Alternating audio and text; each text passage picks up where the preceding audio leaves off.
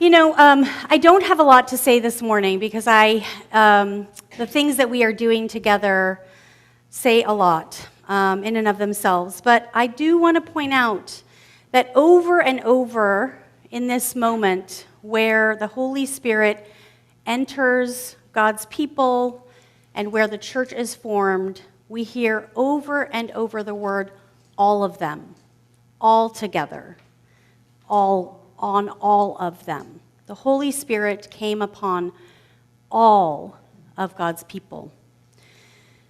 Sons and daughters, male and female, young and old, those who are at the most margins of society, which in the text they name as enslaved people. The most farthest reaches, the lowest power rung. God pours God's Spirit out on all of them, all together.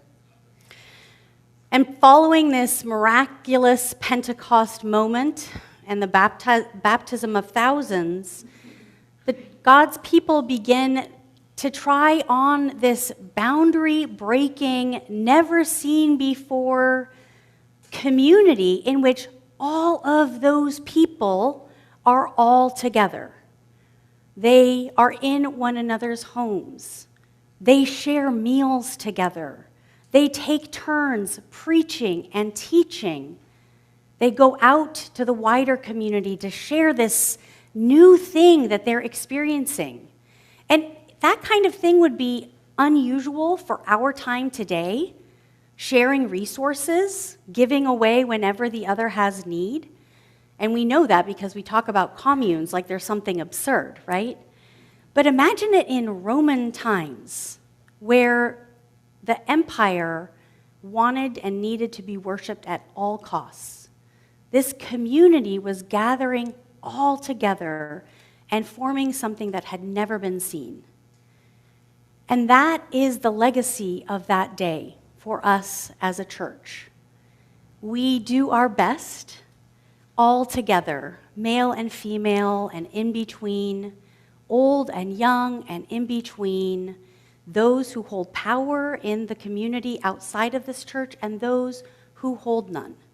We come together every Sunday, we come together during the week, and we try our best to let the Holy Spirit break into our lives today, to break apart those barriers that we are taught to live in, and to share all together in the mystery of God in our midst. It's part of why we say in the UCC that God is still speaking. Because we believe that when we listen for God, we hear God speaking to us today, not just in the Pentecost that happened once upon a time, but in our church, in this body. And it's in our living together and our breaking bread together and our doing projects together and our irritating each other and our making up to each other and our being on committees with people that are not our favorite and being on committees that are our favorite and being all together, male and female, old and young, those without power outside and those with power outside, that we are forming a new thing. We are forming a new thing where we practice being all together, where we share what we have, where we offer our gifts, and where we say yes to receiving gifts from others, all together.